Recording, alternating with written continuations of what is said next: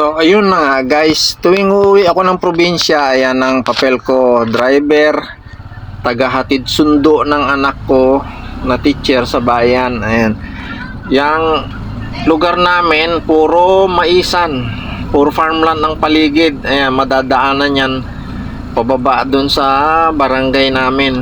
Ayan, makikita nyo, puro maisan yan, kabilaan ng kalsada. Parang pulo-pulo lang yung kinalalagyan ng mga bahay. Ayan. Oh, tulad niyan, approaching na. Pag makita niya yung mga makapal na kahoy na ganyan, ibig sabihin, baryo na yan. Yan na yung baryo na may mga bahay. Ang paligid namin, puro maisan yan. Pag panahon ng tanim ng mais, pag panahon ng tanim ng tabako, maraming nagtatanim ng tabako. Ganyan yan sa amin. Oh. Approaching na kami, pauwi sa bahay. Panoorin nyo hanggang dulo, makikita nyo yung bahay namin. 100 meters na lang ang layo ng bahay namin sa Cagayan River. Ayan, malapit na kami sa ilog. So, kung kailang malapit na kami sa bahay, saka ako naman naisip na mag-video.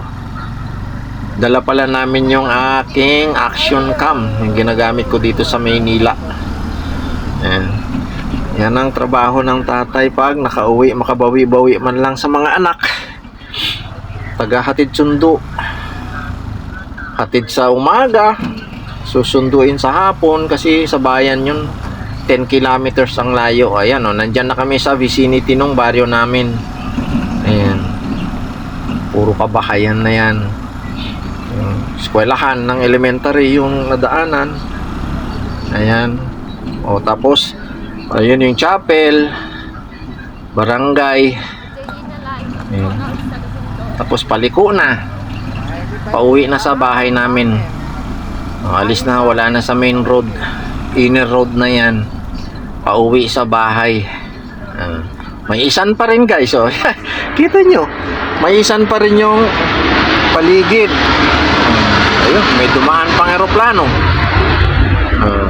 Mga kapitbahay ko, ayan oh, kahit saan ka lumingon, may isan ng paligid ng mga kabahayan. Ayan, papasok na sa looban, madaanan yung kapitbahay. Tapos ayan na, bahay na namin. Nakarating na kami mula sa 10 kilometrong layo galing sa bayan. 10 kilometers yun. Ayan na yung labas ng bahay namin.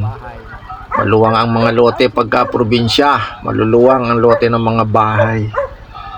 Ayan, thank you for watching. Thank you guys.